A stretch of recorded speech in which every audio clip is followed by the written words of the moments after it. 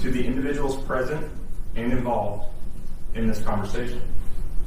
The state's witness will also testify to Marquise Conway, the defendant, being present and involved in this conversation.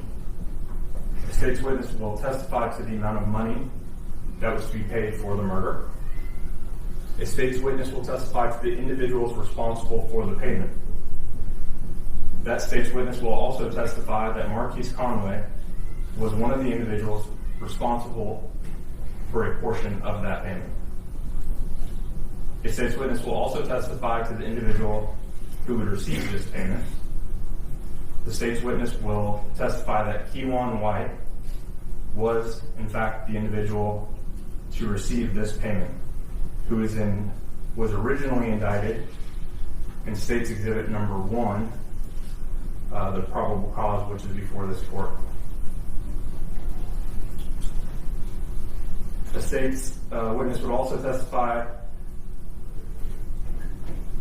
that Kewan White, or to who shot and killed Melvin Noble. This witness would also testify to Kewan White being the individual who shot and killed Mr. Noble on November 11th of 2020. Again, this conversation took place in the days following Mr. Noble's murder. The state has also had an opportunity to review bank records of the defendant, Marquise Conway. These records would show that the defendant drew $40,000 in the days following the murder of Melvin Noble. And for the record, that was a cash withdrawal. These records would correspond to the exact amount which the state's witness would testify to. In reviewing these records, the state also became aware and believed that they would show that the defendant had anywhere between $800 and $900, but more specifically, $870,000 between a checking account and a savings account with one particular bank.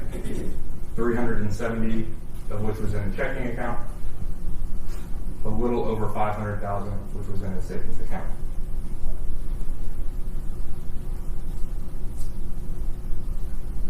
The state at this time would like to publish to the court what's been marked as State's Exhibit Number 3, which is the video of the offense. Thank you, Your Honor. Your Honor, before that's published, could I just address something the prosecutor and their